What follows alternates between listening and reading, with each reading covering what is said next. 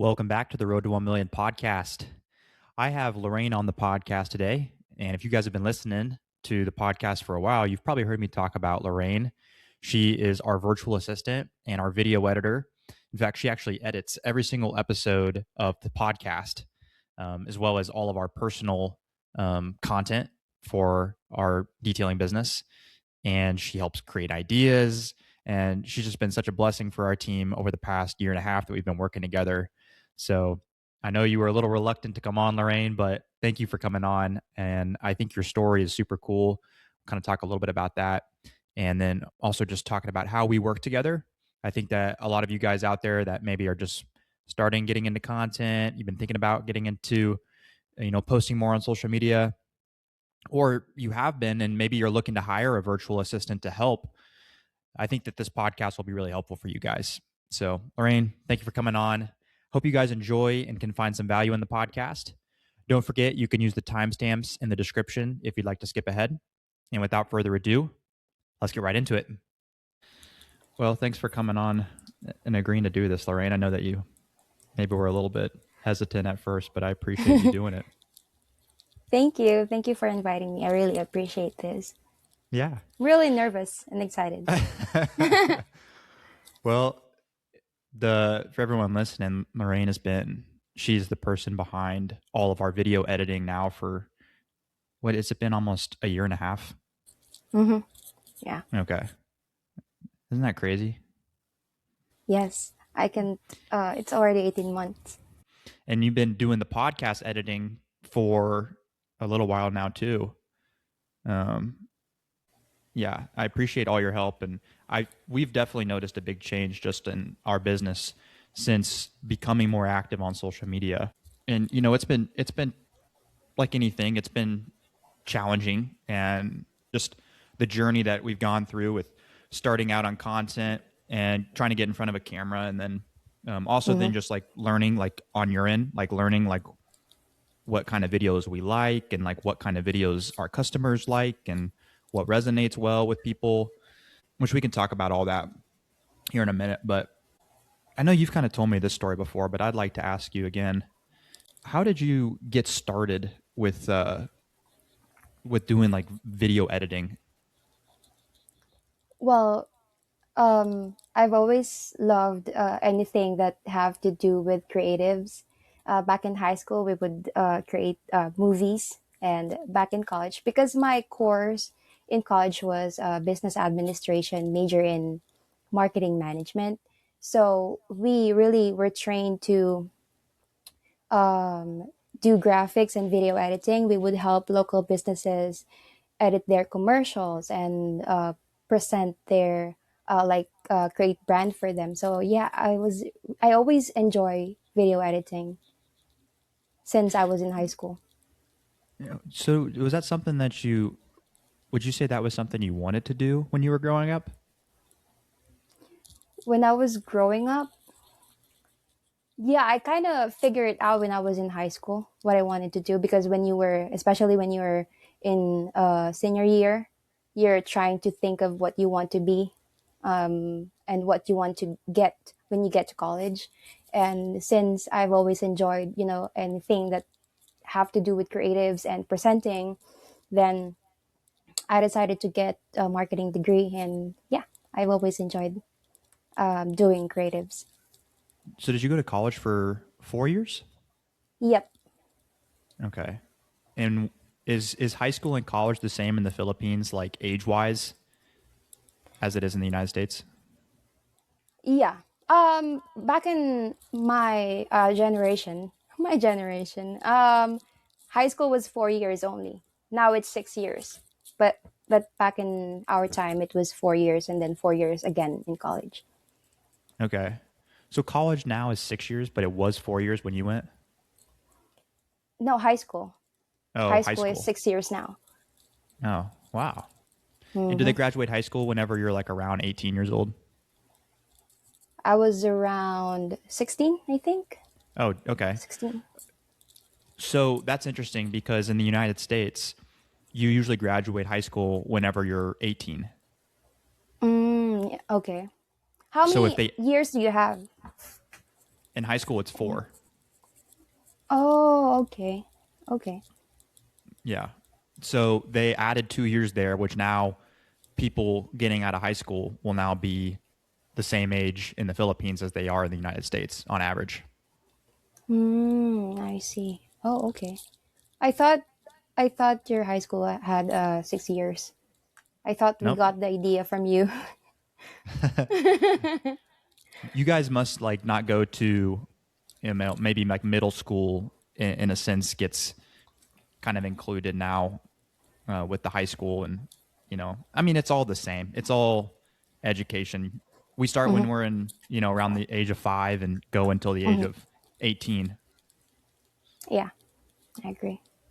Yeah. What did you do whenever you got out of college? Well, after college, I tried to look for opportunity where I can, practice my acquired knowledge. So I Mm-hmm. tried to look for a marketing position, but then I got an opportunity as a sales and customer service associate for a telecommunications company here in the Philippines. And yeah, the company was great. The benefits are great. And I really thought that it's going to be my career until I retire because the company is great. But then my only issue was going to the office. I needed 2 hours travel to go to the office and then another 2 hours to go back home. And so um, imagine 4 hours of my day is only for traveling. And I was okay at first. It was okay for me, and I accepted that it's going to be my daily life. But when COVID came, it got really scary to go outside, and because Philippines was not really prepared for the pandemic, and our medical system is not prepared. So it was very scary to get sick that time. So I really prayed for it because I really love the job and the company. But then I really had to decide and try to look for other opportunity where I can still work but um, be closer to home. And then after that, I got an opportunity. I got hired again as a sales and customer service associate again for a telecommunications company based in US. So I know you're Mm-hmm. familiar with T-Mobile. Mm-hmm. So yeah, it was fun. It was a fun job too because I get to talk to Americans and I get to talk to different types of people every day from across the world. It was so fun. Then yeah, after that, I got interested in virtual assistants because it was still the height of COVID, and everyone here in the Philippines, they're kind of majority of the Filipinos are trying to find opportunity where they can uh, get work from home, and virtual assistants that time was really trending. And so I kind of got into the rabbit hole of just searching what it is about and how it works. And yeah, I've learned that virtual assistants is you can offer services to direct clients from abroad. You can offer you can offer sales. You can offer customer service, bookkeeping, admin tasks. And when I learned that you can offer, social media management work, I really it really got my interest, and I tried to train as a social media manager. And yeah, after that, the rest is history. I worked with different types of clients. I worked with cleaning business coach. She's the one who trusted me even if I didn't have any experience, and I've learned so much from her. And then yeah, I've worked with detailing business, doctor, CPA. I've also worked with beauty salon, resort, and detailer's roadmap through you. Yeah, so I've Yeah. worked with different kinds of businesses, but my favorite would always be service based businesses. Yeah. What were you getting paid whenever you were doing your telecommunications in US dollars per month? In US dollars, let me see. Well, I have to convert first. Per month, I'm earning around 300, 275 to 300 a That was month. at that was at T-Mobile, or that was at the one before? Same rate. It was the same rate between Mm-hmm. both. Mm-hmm. But the difference is that in my first company, the rate would go up every year. But with the second company, it's kind of a fixed rate. Mm-hmm. Mm-hmm. And you were working 40 hours a week, Yep, 40 hours a week and you plus had to four commute. hours travel time. That's crazy. Yep, it's crazy. And yeah, the companies are trying to, because the minimum wage is, if you're gonna look at the minimum wage, they're complying with the minimum wage. But to be honest, the minimum wage here in the Philippines is not. It's like you cannot survive with minimum wage. You cannot. I mean, you can survive, but You cannot have long term plans. If you cannot save. So yeah. Yeah. I mean, if you earn 300 US dollars a month and you worked 40 hours a week, that's $1.87 Mm-hmm. Yeah, per it's hour, that low. which I know that the cost of living there is lower than it is here in the United States. Um, but, when you told me kind of how much you guys earned, um, it is very, shocking. Mm-hmm. Yeah, and I think the reason why so many Filipinos are trying to get opportunities with virtual assistants is that it increases their capacity to earn. You Yeah. know. Well, um, did you always have an interest in cars, or whenever you saw our application for a video editor role, um, was that something that you had been like thinking about, or was that something that you're like, oh, that could be interesting? Oh yeah. To be honest, when I was looking for opportunities in online jobs and when I came across your job opportunity, I remember you wrote there that you need someone with experience in automotive industry, and I was really skeptical at first. I didn't know if I'm gonna apply or not, but I said, I'm just gonna be honest and I'll just try to, do a test project. And yeah, to answer your question, I'm not really a car nerd or car girl. How do you call it? But I don't really know. I'm not the kind of person who when you see a car, you know the brand and the model. I'm not like that, and I don't even know the parts of the car.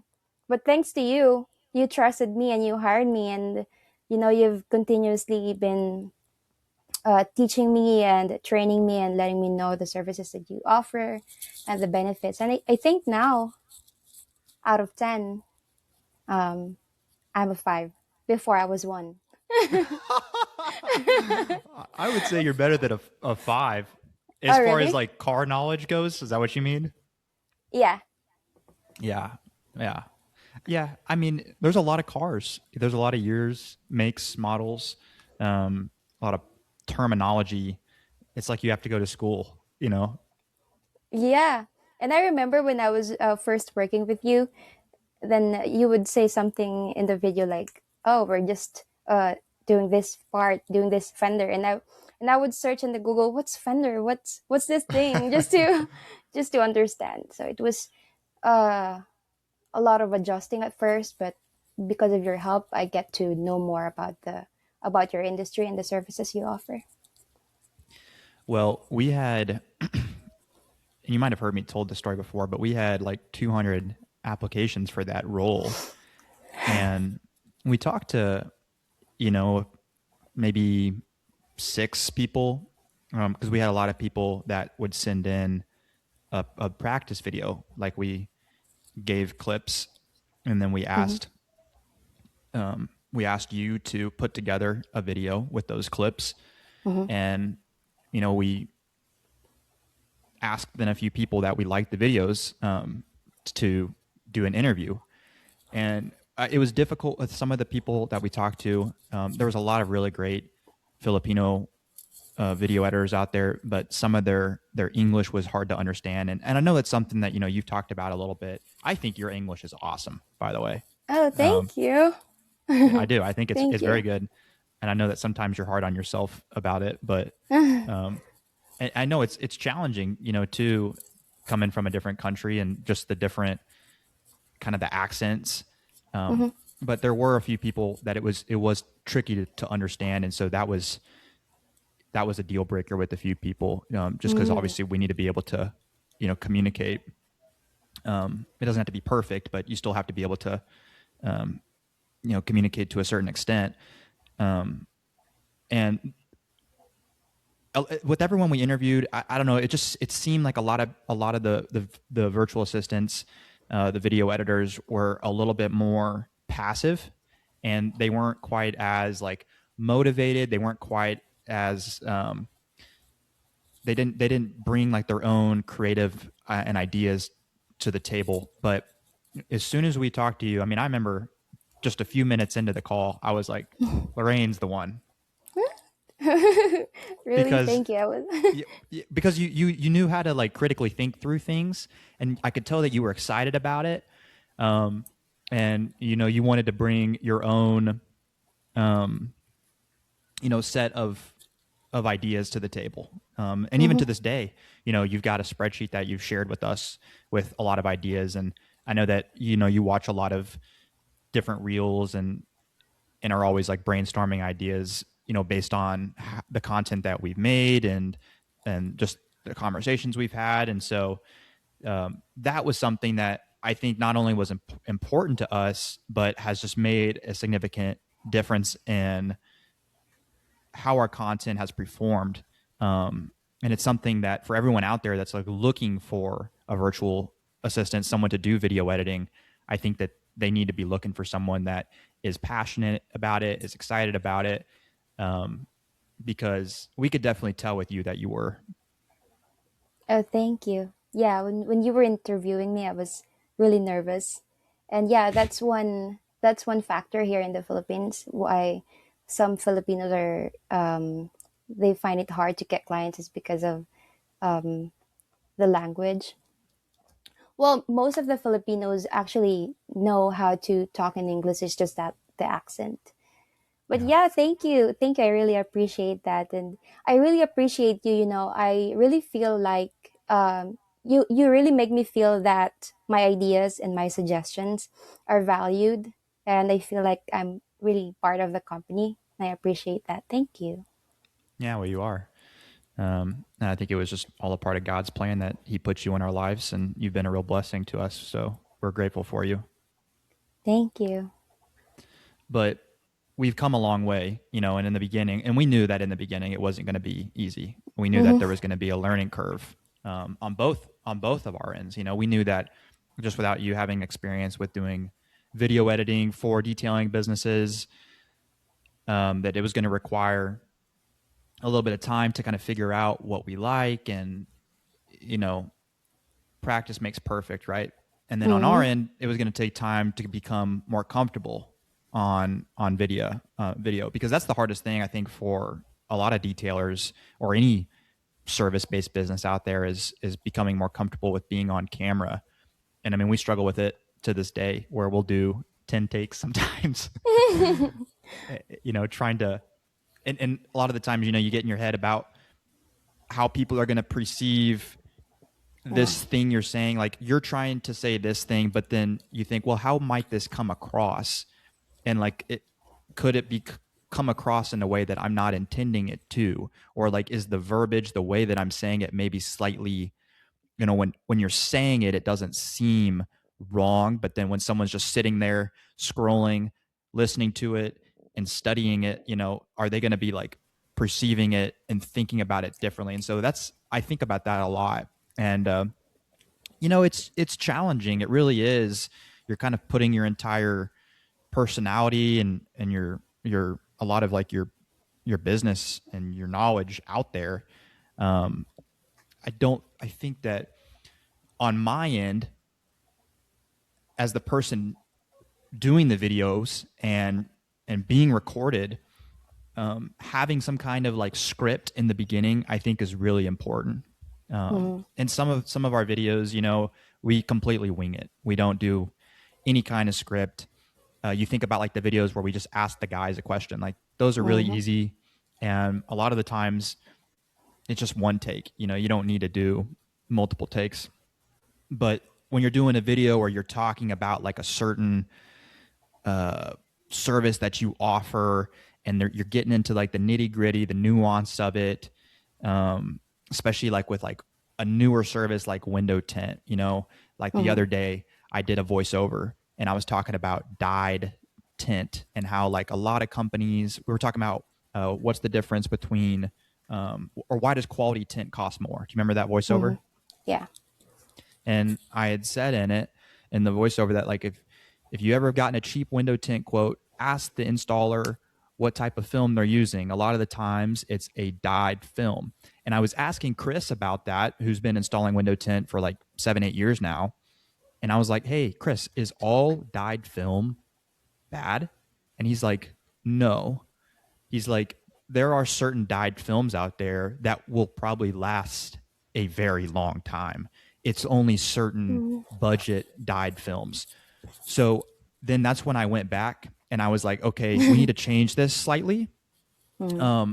Not that any of our customers like, not that it was like I was trying to purposely be deceiving or dishonest, and in a sense I think there was a lot of truth that like when you look at all the film out there that is bubbling and is peeling and it's turning purple, I would say 99% of the time it's a dyed film, but that doesn't mean that all dyed film always does that. And so I adjusted the script slightly after talking with Chris and said it's dyed film, a cheap dyed film from a budget manufacturer, and tried to kind of add a little bit more context in there. So like things like that, that's been a little bit difficult for us. I don't think anyone's going to be perfect, and I think that the Mm-hmm. people out there that are just commenting, criticizing every single little thing you said down to every tiny little itty bitty Mm-hmm. thing, it's silly, and at the end of the day, we're making content for our customers, and we're not trying to be like perfect with it, but it's also important to be accurate. So Mm-hmm. from my end, that's been the biggest struggle. I don't know on your end of things. Like, did you feel like there was anything that you struggled with in the beginning? I struggled with in the beginning. Well, I think um, when I was starting to edit your video, I think I was focusing on the wrong things. Like I would overthink over what transitions to use, or have to use the trending audio, or the video should look cool, and show the process of montage. And I think um, when you told us that you want to lean more on creating content that really provides value and really educate people, I think that's where things have changed, and it also changed my mindset that what we have to focus about is the message. It has to be clear. It has to be clear, and that we are creating content for your customers, and just trying to position yourself as the expert in the industry. I think that's my struggle, but yeah, I think we've overcome that already. So in the beginning, you think you were focused more on trying to create just a cool video, um, Yeah. but a lot of that seems like it's more on us. Like if we're just providing you with just B-roll clips and not talking clips, like I can see where you would be focused more on creating the cool videos. So a lot of it seems like it would fall more on the person doing the content, right? Yeah, so I remember when we were starting, the kinds of content we put out are always, the montage of the process, and showing the cars, the cool cars, and using trending audios. But then when we started to create different kinds of content where you show personality and you show the why behind the work and not just the process, and really showing the guys, I think that's one big switch that we did. Mm-hmm. it's really helped me to change my um, mindset too when creating content. Doesn't have to be uh, cool and I mean, don't get me wrong. Every video should, of course, every video should look good, and the transition also have to look good. But you have to focus more on the message. I Yeah. think that's what I learned. So how has that changed how you've done your video editing? Has anything on your end on like the editing side of things changed since you came to that realization?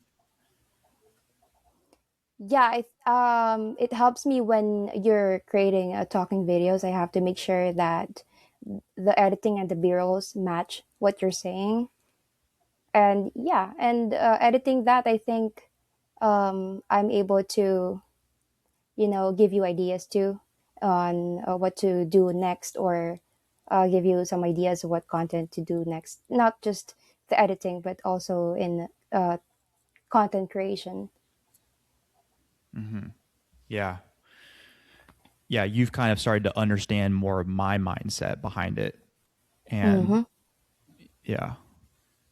And that's, I think, where you have to put yourself as a video editor. And then we're even putting ourselves when we're thinking about the recording process. We're thinking, what things can Lorraine edit with this? Like how can you maybe make this look, how can you maybe make a clip that didn't look good, make it look good? Um, what things will you need in this video that, we're trying to put together this completed project, and it starts with an idea. A car comes into the shop, there's a problem, there's a misunderstanding, um, there's something interesting that's happening, there's something cool that we're doing. And so oftentimes we're talking about that directly. It's me in front of the car talking about it, but then while that's being recorded, like we're also then afterwards getting clips of b-roll showing the before and showing the problems or showing the interesting parts of the project, the car, so that we can overlay that on top of the talking part. Because if it's just me in front of the car talking the whole time, I Mm-hmm. think it becomes kind of stale and boring. But if it's a 2 second clip of me in front of the car, and then people go, oh, there's that guy again that like I've seen every single few days on my Instagram for the last year and a half, and he's always talking about cars, and I'm putting myself into, my customer's shoes or someone that's here local. Um, but then after 2 seconds, then it goes to like showing what I'm talking about. Today we've got this car in, and there's road paint over the entire car. And it's a Range Rover. It's an expensive car. And like now it looks horrible. And someone watching is like, wow, not only can I see like how horrible that looks, but like I'm interested to like know, maybe they've been there before, they've had road paint on their car, and I'm interested to know like how are they going to get that off, and this is what we're going to be doing to get it off. And sometimes like in the past we've even talked about price. Like we're charging X amount, which seems like a lot, but this is an Mm-hmm. all day project. We're going to have to spend all day on it, and to safely remove it, now we're going to have to do a polish afterwards to make sure that there is no marring left behind. um, and yeah, I think that when you create like a good video, as me on my end, when I'm recording, we're trying to think of all the different things that you need, all the different components and parts of the video Mm-hmm. that ultimately will allow you to piece together this project that looks visually appealing. Mm-hmm. Yeah, and that's very helpful. Among all my clients, you're the one where when I open the folder, everything is laid out, and I just need to, edit. And it's really helpful to not just talk about the car and the problem, but to also show the process. It's really helpful in storytelling. Because when you watch a video, you don't just watch a video because someone's talking about car. You're trying to relate that video to you. And when we create content that's really relatable, has clear message, and the visuals also is matching the message, I think that makes a very powerful video. Yeah.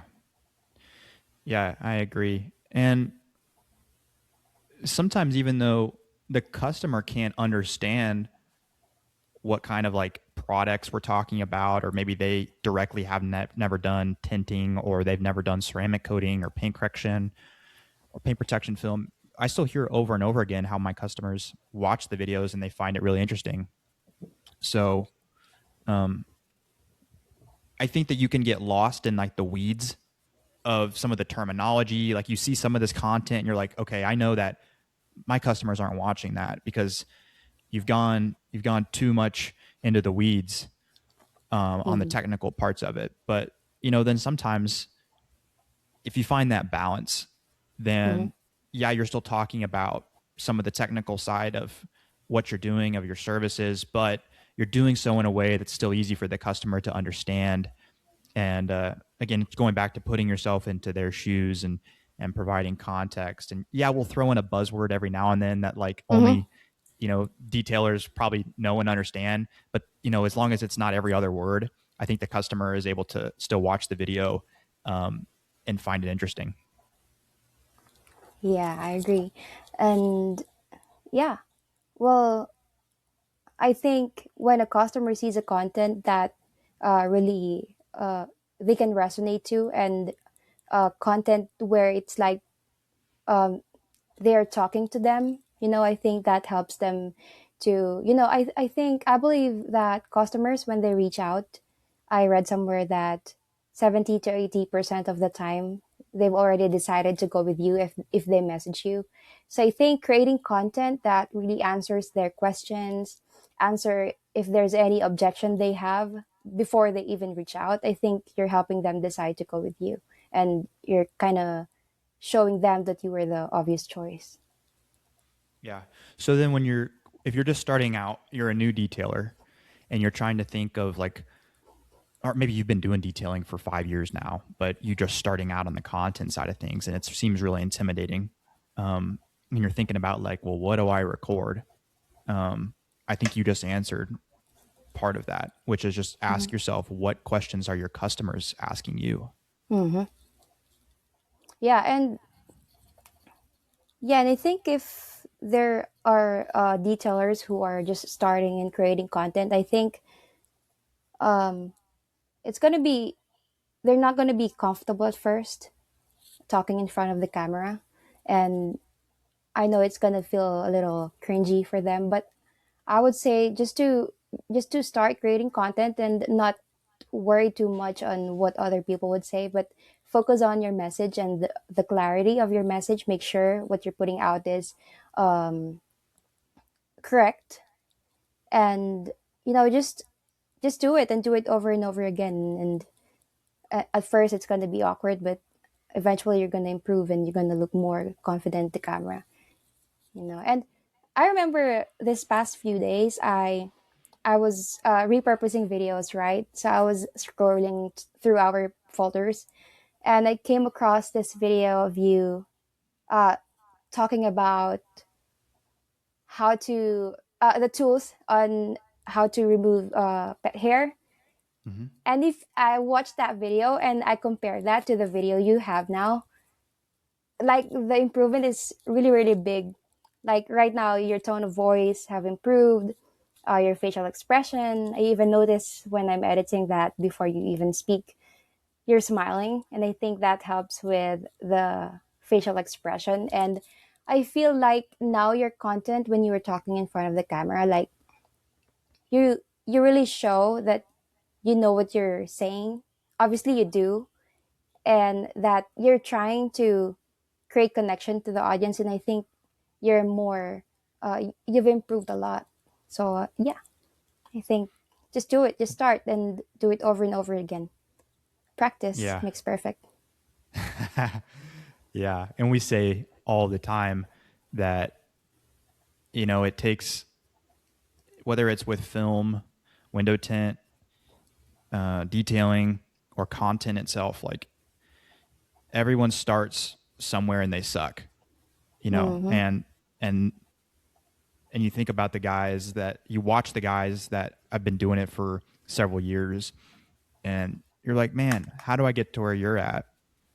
Mm-hmm. And you almost feel like embarrassed to even start that journey because it's almost like you feel like you can't even put yourself, especially with content, you almost feel like you can't even put it out there for everyone to see until you're at a Mm-hmm. point, that they're at where you're that comfortable. But it's just a lie. And um, you can absolutely start creating content, and even though it's not going to be, necessarily like what you would consider an awesome movie that, I mean, I think that in the beginning we did create several pieces of content that we were happy with, but Mm-hmm. when we look back at it, we have improved a lot, and Mm-hmm. the content we create now is substantially, it's better. But the only way that we got that was literally by putting it out. Like if we would have just waited Mm-hmm. until we tried to get that perfect video before we put anything out, we would never be where we're at today. Yeah, 100%. It's like um, consistency is better. I feel like consistency is better than perfection. So I can relate to other business owners because I've had clients before, and they would like, they would overthink. They would like there was one client that I had, and she would like to create content, but then she would be very she would overthink too much at first, and she was a little shy, and it was awkward for her at first, but then what we did is we just put it out even if it's not perfect, and we focus on the message that we want to put out and just do it consistently, and now she's doing good, has improved a lot. Yeah. Yeah. Blake was saying the other day, it takes 10 years to get 10 years of experience. And Yeah. yeah, I mean, obviously it does. But when you think about what that actually means, it means that you're going to have to put out, content that you did your best, and it's not going to Mhm. be the best content that's on the internet, but that's not what it's about. It's your customers that are watching it.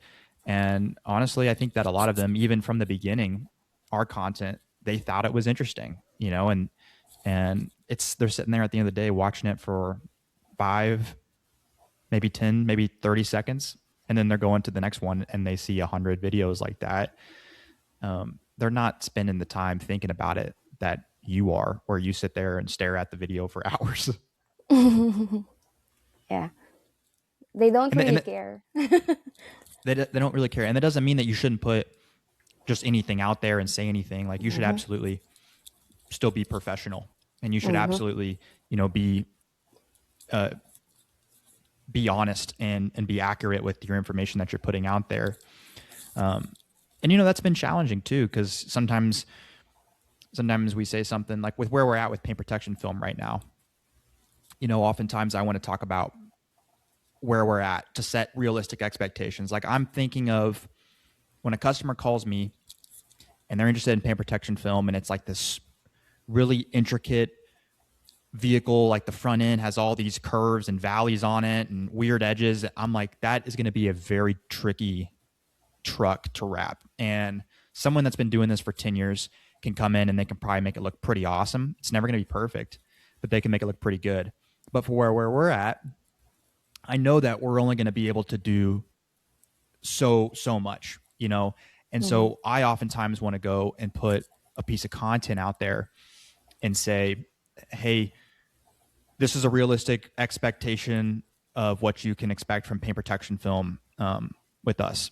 And then sometimes I stop myself and I'm like, well, what if we hire someone in a month or two that is able to come in and do paint protection film, and like they have several years of experience and they can make it look awesome. And now it's almost like I have to go back and delete this video, which I think is okay if we were to do that. But those are the kind of spots where I struggle with, and I kind of pause. Um, and some of that I think can become bad when you're always ever thinking about like the top of the industry and you're like comparing yourself to those kinds of people. I think that the customers appreciate the honesty. I hear it over and over Mm-hmm. again. Like if someone calls in and I'm like, hey, I want to let you know that like we're going to do our best to make this look perfect. But first off, with film in general, there's always going to be a certain level of imperfection that is impossible to avoid. What that means with where we're at is you may notice a relief cut on this edge here, or the film, we may not tuck it around this particular edge. We may like line it up right on it. And another shop may be able to make it, may be able to tuck it. And to be honest, you may not care. You may not, you might see these two and you might be like, I don't really mind one or the other. And I think most people tell me how much they appreciate me being honest. And then they're like, I'm going to go with you because of that reason. Yeah, I agree. And yeah, when you use content to show people where you are at as a business and to really show your milestone, I think they appreciate that. And yeah, when you're honest with your work and you set proper expectation using content, I think that uh customer uh the customers would really appreciate that, and they would make it it would make them trust you more because of your honesty. Yeah. Yeah. And if you, at the end of the day, if you don't feel comfortable putting something on the internet, you know, you don't have to put it out there. Mm-hmm. Another thing I wanted to ask you too, like we've done a lot of funny content, and that was something that in the beginning I think we didn't really want to do, and Yeah. we try to keep it professional when we're doing entertaining funny content. Do you think that there's anything like advice wise that you have for other detailers out there that maybe they're gravitating more towards like doing some of the more funny entertaining content but still keeping it professional, based on like your experience with working with us on that? I think you just have to find the right balance, you know, because as a service-based business owner, you have to show that you are professional. But on the other side, you also have to show a little bit of personality and show a little bit of uh, funny content just to show people that you're human too, and that um, you're not intimidating to talk to because you're a funny guy. Yeah, I think that really helps when you get the right balance. Not too much of just, you know, all your content that are about funny content. You have to also remember that you are providing service, and you are providing, as a detailing business, you're providing a service for um, cars. And like, car is one of the biggest investment a person have. So yeah, when creating content, you have to really make the good balance of being professional and being funny and adding professional personality to your content.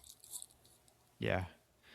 A lot of the times I'll even send the video to like a friend, or I'll send it to my mom, or I'll ask you. I'm like, hey, what do you think? Like, do you think that this is how does this get perceived? You know, and getting a few different opinions sometimes will help to really understand how it might be perceived by our customers.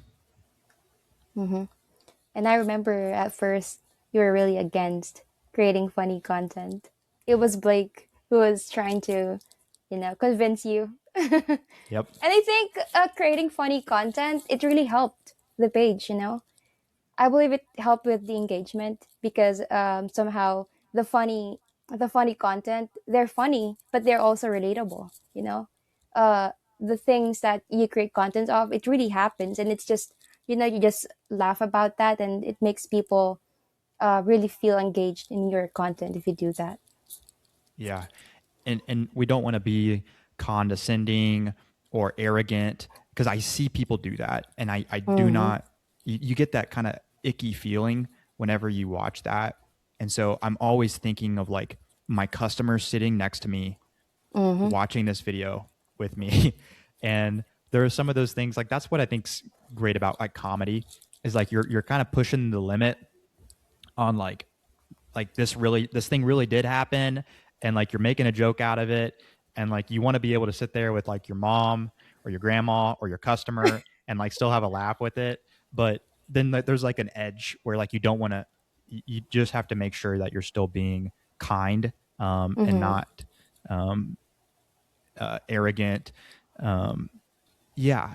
And that's just something that I think we have to all like watch whenever you're creating that funny content. Yeah. Yeah. And I remember we have so many funny content that we did not put out That we didn't put because we out. were Yeah. yeah, so just yeah, really just knowing the limit, and it's okay to joke, but just don't be, don't go make sure that the content you're putting out is not offending, you know. Yeah. Yeah. Don't be rude. Hmm. What do you think in 2026? Like, what things do you think that we need to be working on? Me for myself. It could be for you. Also, like, what things do you think for us, just with inside of like our business, like seeing what things have done well and just the conversations that we've had about content and, knowing what our goal is, like, what do you think we need to be doing more of? We need to be doing more of, well, um I think you have to be doing more long form content for your YouTube, because I know you've tackled this before, how helpful long form contents are, especially for your customers. Especially, for example, you create a video where you talk about how to maintain a ceramic coated car, and then, for example, a customer comes to you and asks how they can maintain it. Then instead of explaining the step by step process, you can just send them the video and show them the visuals. I think that's very helpful. So I think since you are offering more services now, you're offering window tint and PPF, I think creating long form content, tackling those would really be helpful for your future customers. And um, with our short form videos, well, I actually noticed from our past content that the video where you're teaching people how to do DIY, how to DIY, I think it's getting a lot of engagement. So I think we can create more of that where, well, we've been doing those, but I think more of those would be good. Where, if you remember the content we did about how to wash your car during winter and the three products for your car. So I think those kinds of content where you somehow position yourself where you make the customer know that you know their pain and you're just willing to help them by educating them without promoting anything. I think that that kind of content is really genuine. And then, of course, supplementing it with more direct content where you talk about your services, I think. So those are the things that you can do more. We Yeah. can do Yeah. more. Yeah. Right now, we've kind of got like a nice blend where we do, um, in a lot of the videos now we have so much content built up that you can go back and repurpose past Mm-hmm. videos, and that's really helpful, for weeks whenever we're just busy and we're not able to record quite as much, and you can add some text on screen, either with trending audio, or we can do a voiceover talking about something.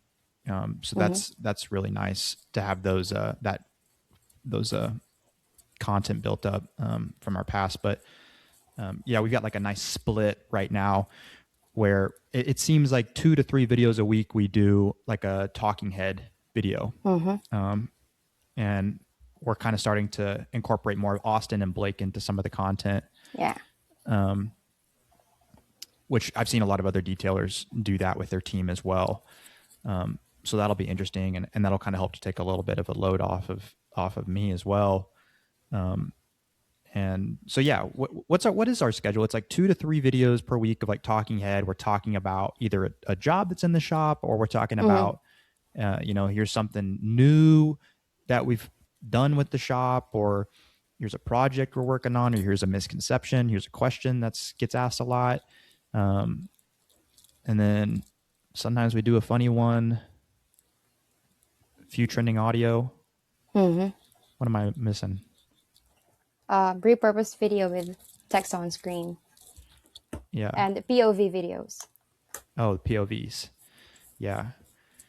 Yeah. And some people, I can imagine that some like detailers, they might be more inclined to do POV videos. So like 3 or 4 videos a week they have POV, and maybe they put a Mhm. voiceover on top of it. Gosh, that one video I did, um, I think a lot of detailers watched it, but still, I think a lot of customers watched it too, where I was talking about what's included in a full detail, Mhm. and it was like a minute and a half, and like that Yeah. video's done really well. Yeah. Yeah. It's And I was because like, who's it's going to watch this video? It's a minute and a half. It seems like too long. yeah, maybe because it's very interesting, in 1 minute, over 1 minute, they get to see what they get when they pay for a full detail. I think that's very helpful. Yeah. And that's just a voiceover where Yeah. we put a past video, so it was pretty easy to do. Yeah. Yeah. I just wrote out a script, and then usually I'll put it into Chat GPT, and I'll ask Chat GPT to refine it a little bit, and then I'll make some more adjustments to it, because a lot of the times it can sound a little bit robotic, or you Mm-hmm. know I don't always like the tone, certain words. I'll say it out loud, and I'm like, yeah, that didn't sound great, so I'll adjust some things. But so it takes a little bit of adjusting and editing. Um, but yeah, super easy. I just sit here in front of my camera. I'm using Riverside, which is the same platform we use to record. You can use your phone with like a DJI mini mic and just record, do a video recording, and just put the phone face down. You don't need to record your face when you're doing a voiceover, and then you just read the script. Mm-hmm. Yeah. And sometimes I have to do multiple takes to work on like pausing and my tone, but I'm a perfectionist, so I think I could get away with doing the first take and it would probably be fine. Mm-hmm. Yeah, I can see that on your Riverside account. But the There's a few voiceover times. always turns out good. Yeah. Well, because sometimes when you're talking, you'll start like you'll do like run-on sentences, especially when you're reading from a script, and you won't pause where you need to pause, um, or like your tone almost sounds like a little bit like you're reading something. Like imagine if you're just like, I'm reading this text on screen here, and it sounds like dull and boring, and then you like catch yourself, and you're like, I need to I need to have better tone. And so then I redo it and I put a pause in here. Um, it's interesting just how like language works like that. I've Mm-hmm. gotten a lot better at it to where now I'm usually able to get it within a few tries. But some days you just got a lot on your mind, and you're trying to do this voiceover, and it takes longer. Yeah, and I appreciate you actually for being intentional in creating content because not all so um there are some business owners, they hire a social media manager or editor, and they think that's it. They think they're gonna have endless content. But as a business owner, if you really want to be the face of the brand, or if you really want the brand to feel like you want to be personable, you really have to be intentional in creating content. And yeah, that's one of the things I appreciate with you guys, is that you're very intentional in creating content, and you really care, you're really passionate with trying to create content. I think that's why your page has been growing, consistently growing. Well, thanks. Uh, you make it a lot easier too. So I would say, I would say that, yeah, having someone else to assist with that. Sometimes it's just an accountability thing too. Like there's a lot of that where it's just like knowing, hey, we're paying Lorraine, and we need to make sure that she's got 6 videos this week to do. And Mm-hmm. because we've been working with a few other detailers, with helping out with some of their content, and I think the hardest thing is like there's just not that commitment. And I talk Yeah. about this a lot, and it's almost like you just get busy, and trust me, I get busy, and I don't have, at least this is what I tell myself, I don't have time to do. I mean, even last night, we put together that podcast last minute for this Yeah. week, and Yeah. I was like, I don't think we're going to post anything for this week. And sometimes if I can't post anything, it is what it is. But you oftentimes then will think like, no, we're going to get something out. We need to get something out. We need to get this done. And then when you do get it done, you feel so much better. Yeah. Yeah, it's really about being intentional and, you know, I can feel that you're really passionate, and that shows to your that shows how growth your account has made. So more long form videos, which I agree. Um, Mm-hmm. and I've been thinking like what kind of long form videos those would be. You know, as we're getting more into paint protection film, I think that showcasing more of our projects that we're doing with film. Um, Once we can get someone full time here that Mm-hmm. knows what they're doing, and we can just let them work, and we know it's gonna turn out awesome. Which is Mm-hmm. that's gonna be our next hire, because I'm Mm-hmm. not gonna be learning PPF, and Chris, he does an awesome job with PPF for right now, but even he will tell you like we're just not gonna have the time because he's gonna be busy doing window tint. Mm-hmm. So the goal as of right now, God willing, is to hire someone that Mm-hmm. would be able to really do PPF well here in the next few months, possibly. And when we get to that point, I think then showcasing more of our projects. You know, hey, we're going to be doing paint protection film on the full front end here, and like showcasing like just how intricate we get and like the little parts of the process. Because when someone's getting ready to spend $3,000, $5,000 Mm-hmm. on protecting their new investment, they want to see a lot of people, most people, I think they want to see who is it that's installing this, and what are they doing that's differently, and especially if it's their car. You know, you're working on a very similar car to theirs. You know, someone bought a Corvette, and here I've got a video of a Corvette, and I'm going to show you the entire process of doing paint protection film and all the little Mm-hmm. details we take, things that you probably hadn't thought about. And then I'm also going to show you like some things maybe you hadn't thought about doing. Like we're going to add window tint, which maybe you hadn't considered, but we're doing it because of this reason. We're going to ceramic coat the rest of the car, and check out the ceramic coating. Like this is a really cool ceramic coating because it has these unique features, and look how easy it makes it to wash. And so I agree. I'm trying to think of like what other long form content other than like showcasing those projects we might be putting out. So if you have any ideas, let me know. Yeah. Well, we can start with the benefits. Maybe we can start with window tinting, the benefits of window tinting. Maybe we can create a 5 to 10 minutes just to show people the benefits and different types of shades, maybe for Mm-hmm. 5 minutes. So instead of explaining them, you can kind of send them something and gives them the visual of what you're talking about. Yeah. Yeah, I'd imagine in a video like that, maybe we would use like our BTU meter, which measures the sun's solar energy, and you could like put it behind the window. Mm-hmm. You know what? Even better visual than that would be if you had a windshield and half of it you had ceramic window tint, and you put like an ice cube on a Mm-hmm. plate, and you put Yeah. two, one on the left side of the dashboard and one on the right side, and you compared how quickly they melt in the Yeah. sun. Um, yeah, videos like that, you really have to like take off like a whole morning to do those kinds of videos. Long form videos. Yeah, that's why I'm thankful that you're intentional in creating content. But I know how challenging it might be trying to create content like that, like Yeah, those. I think you have to be willing to take a step back, and Mm-hmm. whether that's putting someone else Mm-hmm. in the position that you were in, like if you're the guy, like for me, my phone's been blowing up by the way doing this podcast.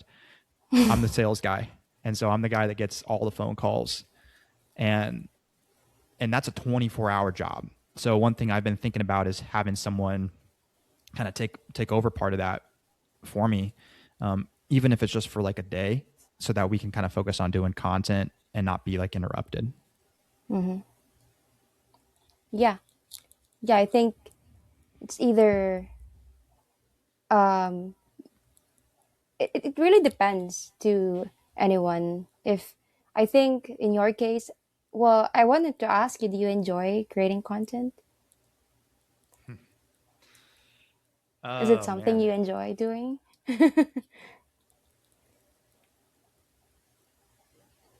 certain videos I enjoy doing. Mm-hmm. Um, you know, I think that sometimes I have too much going on, and Mm-hmm. so even the most enjoyable thing in the world that you like, I love to do this, brings me so much joy. Imagine that that was just like sprinkled into every single day while you're trying to do everything else. Mm-hmm. It no longer becomes like, I think that it loses a little bit of its Mm-hmm. joy just because it's just thrown in the middle of the day, and you're trying to do too many other things and you're stressed about it and you're thinking about all those other things. And so one of the things that I need to be working on is writing out everything I do, all of my obligations and duties, and being willing to like relinquish some of this control, whether it's hiring someone else or Mm-hmm. just splitting up tasks differently amongst the guys so that I can get like in a better headspace when I'm doing content and enjoy it more. But the videos that I really enjoy doing, Lorraine, are like the storytelling. Like we have a Mm-hmm. customer that's coming in and like they have this problem and like here's how we solve that. The Mm-hmm. videos I don't enjoy doing are more of like the nitty gritty stuff, you know, like when we start talking about like the nuances of things. And I know those videos can be helpful, but Mm-hmm. um, yeah, some of that stuff, it's like it's not really what I enjoy. Mm-hmm. It's okay. What's important is um, you put out content that you're happy with. I think if you put out content that you're happy with sharing to people, I think that's gonna do its job. Yeah. Like you see some people talk about paint correction and they love like talking about, you know, the compound that they're using and the difference between the different kinds of the Mm-hmm. rotary versus the dual action. And like that stuff just makes me want to throw up. Like I do not like doing stuff like that. And sometimes Yeah. I know that it can be helpful, and maybe not Mm-hmm. like in that particular example, but something similar.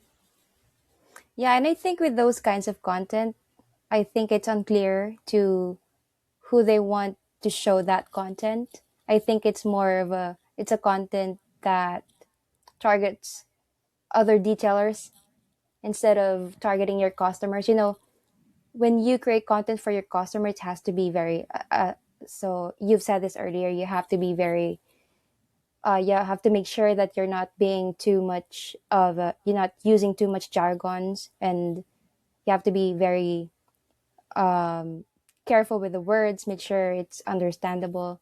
You know, just make sure that when you're creating content, you think of who you want to show the content to, and I think it helps you with the ideas.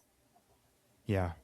Oh, and I'm really grateful too that there are people out there that talk about the the nitty gritty, like the paint correction stuff, or like, you know, hey, you don't want to heat the paint up too much here, and like I'm going to show you how hot this panel is, and you're going to swell it. I'm really grateful for that because I've learned a lot. But like Mm-hmm. me trying to create that content myself, it's like I hate that stuff, and I'm super grateful for people that do put that out because I learn a lot from it. Uh-huh. But like for me, that's where I draw the line. Is like that's not something that I can really talk about well, just because I don't enjoy it, you know. Mm-hmm. Yeah, I understand. So, and it is that's something I think everyone has to find their balance with content. Is like I think it's okay to avoid funny videos because like when you do it, it just makes you just can't you cringe so much when you do it, you know. And you're just like that's not me. I think that's okay. Or even if it's like, Mm-hmm.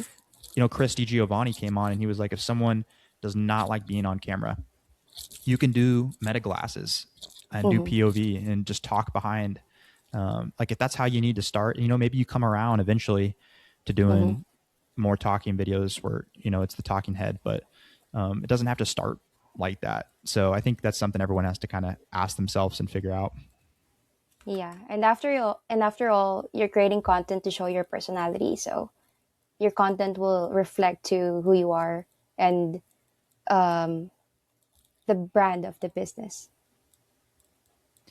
What do you think like, was there any kinds of content that we did in like 2025 um, that you really liked and you think we need to do more of that like maybe we haven't? Well, I think we haven't been posting skits for a while. So if you're comfortable with doing another skit, maybe we can do. And then before we would do more of the tips and hacks. I've said earlier about your video tackling the tools on how to deal with pet hair. I think those types of content we can even redo it again and change the visuals. You know, because not everyone really memorizes your content from the beginning. So maybe you shared that before and so many people saw that, and if you recreate one and then it's gonna reach other people. Yeah. What things do you wish that we did for you? Like what would make our what can we do to make your job easier? And for other detailers out there working with a virtual assistant, like what things should they be doing to make sure that it's as easy as possible for their VA? um well, to be honest with you, I did not really have any problem working with you because the communication is really really good, and it's very easy working with you. You know what you want and you know what you need from me, and you communicate that very very good. And I think that's really helped me with um, it. Because of that, I'm more eager to provide a good quality of service to you. And I think if other detailers are they let's say they hire their first virtual assistant, I think they have to really make sure that when they hire their virtual assistant, they know what they want from the virtual assistant. Like, create a system, because if you create a system, it's not going to be hard for the both of you. Of course, at first there's going to be testing and adjusting, but having a workflow, it's easier for virtual assistant to know what you want when you communicate it better. And yeah, I think I did not really. There's really not a problem working with you because the communication is easy. When I have question, you're always answering my texts. It's easy to communicate with you. And one more thing is, do you know that among all my clients, you're the only one I get to meet every week, and sometimes twice. We meet twice, and it really helps me with getting in the loop of what is happening in the company and getting updated with the milestones and the changes and the plan. So just really communicating with your virtual assistant effectively. So so you think that the meetings that we have on a weekly basis, you think that those are helpful?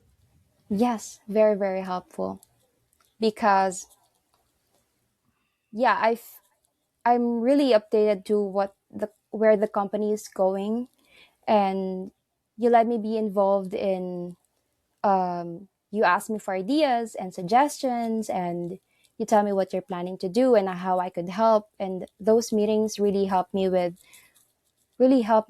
just, well, it gave me confidence that you really trust me as your virtual assistant and that you really treat me as part of the company.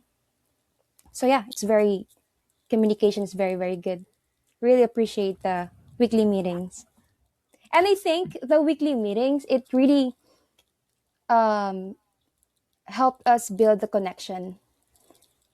And I feel like it's not just transactional where you gotta finish tasks and do the job, but you're working with people and you're building a relationship with people. And I think that's the beauty in it. Yeah. Well, and that's been how we've thought about our customers forever. Uh, Even on that podcast I was listening to that you put together, the one that's going live today. I was listening to, I think it was there was several people. Gosh, it was like almost every single person when you think about it that that talked on that episode were saying how building a relationship with your customers, it's not just a transaction. You're not just showing up here, we're going to detail your car. It's like, hey, I'm going to get to know the customer a little bit and understand like a little bit about maybe their kids or what they do. And like, oh, their kids are going to soccer practice. That's why the car is always so dirty. You know, they're a business owner. And so they don't have a lot of time to spend cleaning their own car, you know, and then like what areas in particular bother them in the car. Like, man, this one spot, like there's some customers that like have that one spot that like they always mention. I got a customer, it's the glass. Like the one reason he has his car detailed, I think. I mean, there's other reasons. Like he wants the mats to be washed and he likes the leather cleaned, but it's the windows. Like they get this film on them. And when you listen to him talk about that, you're like, okay, that's the one area we need to make sure like we really do well. Not that we don't always do that well, but like that's why we're here. And so I think we try to incorporate that same thing with the team, you know, and having a relationship with everyone that works with us. So, do you think anything could change about our meetings? Like, do you think we could be, I don't know, just more productive or organized by having a different agenda for the meeting? Because right now we basically just go over the content for the week. You've created the videos and we look at them and we talk about, I mean, sometimes we kind of go off topic, but most of the time we're just talking about the videos and like what changes we would make, whether it's change the text on screen here, or like we're going to cut this part out, or we're going to add B-roll over this talking part here to make it more captivating. But is there anything that you think could be different? Well, I think with our current setup now, I think it's good, but maybe in the future, we can, whenever we meet, we can try to plan on what content to create for that week. I think that would be very helpful because we meet every Tuesday, right? Tuesday morning, and Tuesday is kind of your content day. So maybe if we could, we could talk about content and plan on what to do this week. I think that would be really, really helpful. And we're kind of doing that already. Yeah. Yeah, we've been doing it more. But yeah, sometimes like talking about the specifics of the video, like that can be like what's most helpful. Like you've got this idea in your head and like trying to then think about how we're going to make that happen. And sometimes you just have to show up and start recording and start moving. And then you're like, oh, grab that. That's a good shot. Or like, oh, hey, say this instead of that. Like that would be a better way to say it. But sometimes, so like in a sense, only having the plan can only do so much in the beginning. You almost have to get into it and then you say it and you're like, I didn't like the way it sounded. How can I say it better? Or like you record something, you're like, that's not a good angle. Oh, that's a good angle right there. That really shows it well. But also then trying to think about it a little bit ahead of time, like with all that past experience now that we have, like knowing everything we know, it's like, can we try to almost piece together the step-by-step plan for putting this video together? Sometimes that process can be helpful for me. Yeah. And yeah, but I remember you were talking about, well, I think you guys are very creative when creating content. It's just, when the car comes in, the customer comes in with question, and then I think it just helps you think, oh, that's a good content. Let's shoot that. Yeah. I think you're good at that. Yeah, and that's Blake kind of was talking to me about that, and we've created this outline. But like the shop creates the content when you really think about it. You know, customer comes in, has this question, or they misunderstood this and thought this, or this car, like this weird thing happened. And so you let the shop create the content, and you really just have to like pay attention instead of just like working in it. And you have to like take a step back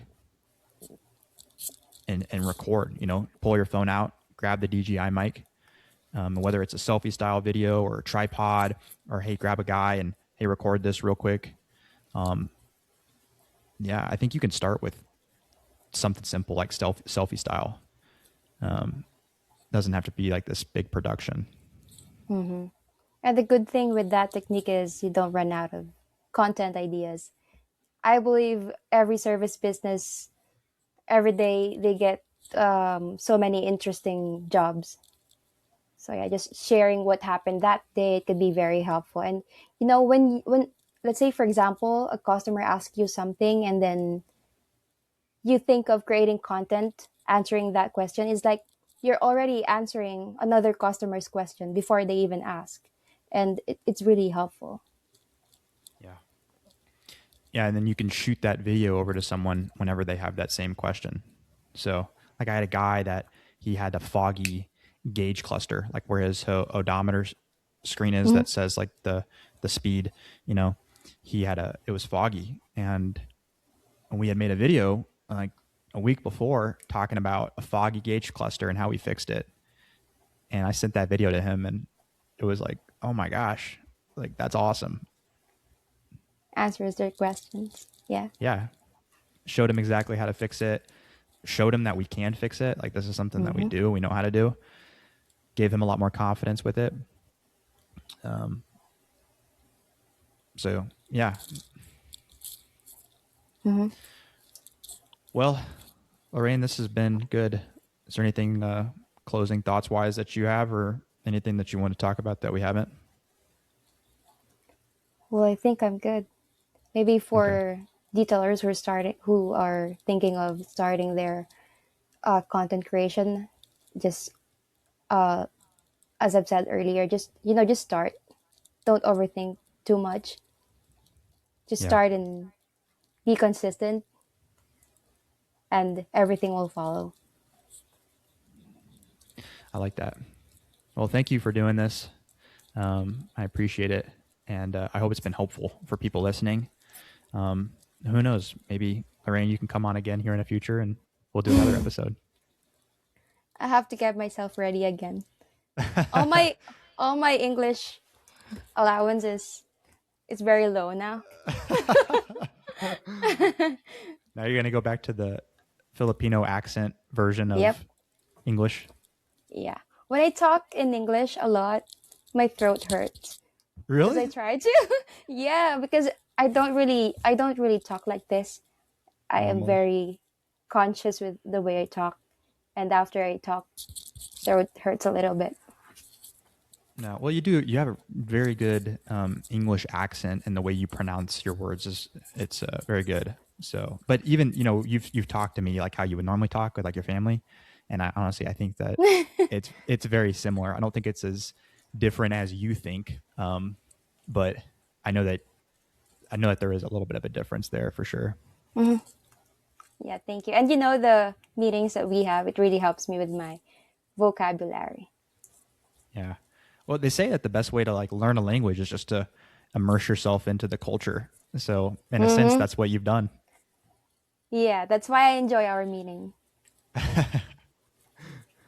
Well, now you're gonna have to become like an English teacher and start teaching people English in the Philippines. When I was young, I wanted to be an English teacher. Yeah, but I think not for me. But now I'm confident. I think I can teach my the younger people here.